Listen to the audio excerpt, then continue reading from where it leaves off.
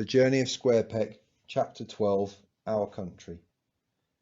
Having first anchored in the darkness around 10 o'clock in the evening, it took another 4 hours of rowing our dinghy back and forth between the narrow rocky beach and the boat in order to land everything we'd collected on its deck. As the tide began to run in towards the cliffs, I stayed ashore to guard their approach as Helen and Michael hustled our last load and the children back to shore. It took all our strength to drag the dinghy up onto the rocky shore. Exhausted, picking our way over the rocks at the cliff base amid the foaming and crashing roar, we transferred everything above the tide line just around the headland. A dilapidated fishing shack, so broken that we could almost see straight through its gaps to the moonlit hills on the other side, would provide cover from the high cliffs around us.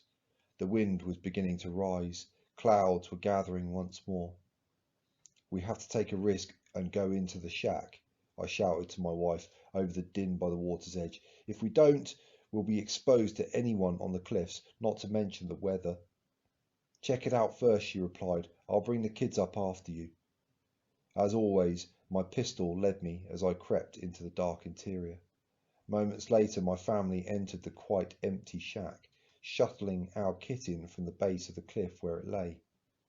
"It's good to be out of the wind," said Rose, chatting away excitedly. I held my finger to my lips, encouraging her to whisper.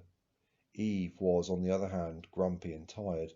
Desperate to prevent a noisy meltdown, her mother herded them into a corner furthest from the door and began to prepare some of our emergency rations.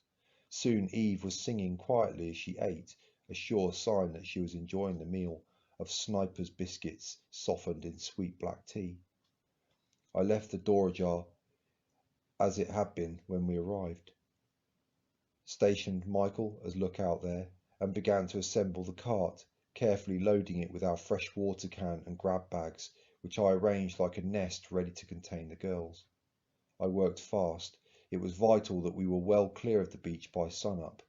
Evidently there was no concern about shooting strangers without warning on this coast. Without the load, the cart weighed some 50 kilos or so, but made all the difference to what we could carry in addition to our rucksacks. It came together well, its bolts and axles greased with oil extracted from our catches. With lolling heads and tired eyes, the little ones were perched on top of the packed items and wrapped in a blanket topped with the square of sailcloth to shelter them from the wind. The tin bath was slung between the axles below and also filled with kit. Beginning to nod off, Eve clutched the careworn teddy bear. I did not remember loading it from the boat, but I was glad it was there, a slither of normality and comfort for my girls. A distant memory of sleeping in a bed created by my father in a car boot as we travelled dark motorways slipped into my mind. "Shall I tie on the panel, Dad?" asked Michael, unfolding one of the solar panels we had salvaged from the boat. I turned to him, slightly taken aback at how menacing he looked. "It's a tree!" exclaimed Eve, chuckling to herself and trailing off as her eyes drooped. Michael smiled, white teeth gleaming from a face dappled with camouflage cream. The ghillie suit he wore was out of place in the shack, but it would prove to be extremely effective camouflage in the open. Knowing we would head north, he tied the solar panel on the right flank of the cart to catch the morning sun. Having donned our own sniper's attire, though Helen refused to wear it fully, preferring to tie the arms around her waist, she and I began to prepare for the difficult climb up the terrain from the beach. I alone would have to pull the cart up the steep coastal path, and it was far heavier than we had anticipated. For their part, Michael and Helen would act as the point and flanking patrol, preparing to counter any attack, using a bow or blowpipe, unseen and unexpected as their camouflage worked to conceal them. Well, that was the theory anyway. Helen would be completely exposed. I was relying on Michael.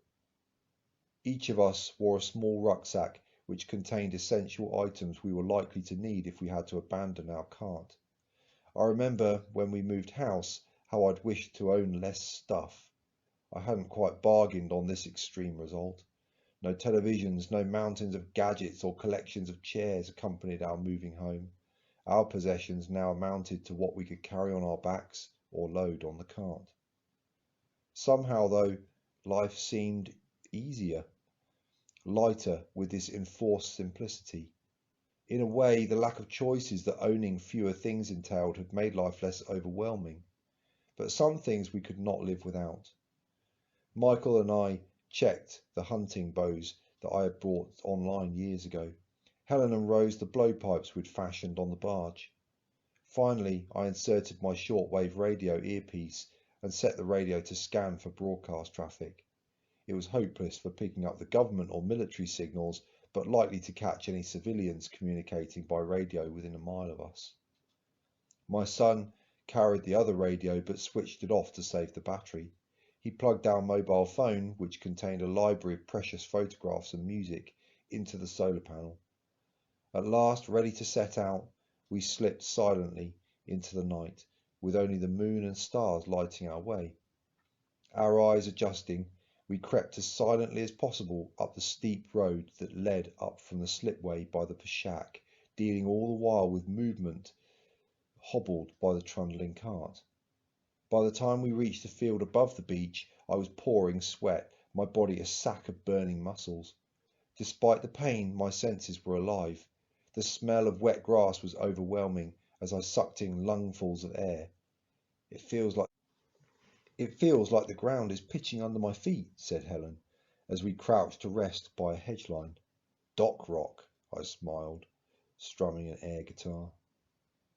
As the sun began to rise, we headed for the thin and low remains of a copse on the hillside some 3 miles to the north of our starting point.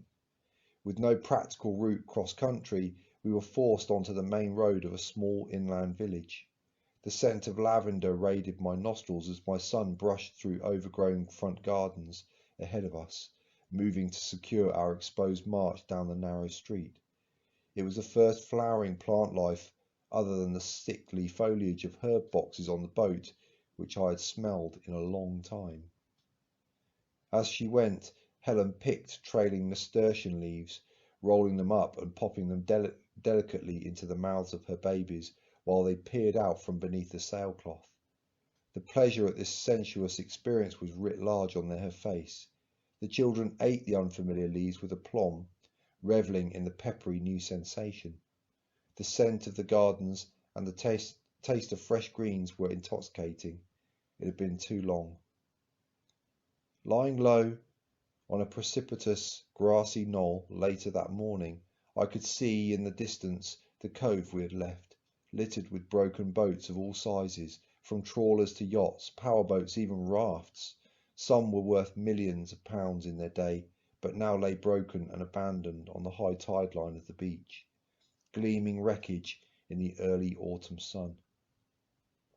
All around us, the shadowy remnants of once great forests lingered on the bracken-mottled hillsides. Stark white stumps were as tombstones for the skeletons of many a wild and domestic animal which stood out between them. I thought of the large ammonite fossil we had seen by moonlight on a boulder on the beach at Kimmeridge below us, a creature once abundant and now extinct. Powerless, it had left its trace. Each life form has its time, I suppose. Maybe ours was now coming to an end. As my eyelids began to droop, I gazed long at the melancholy scene.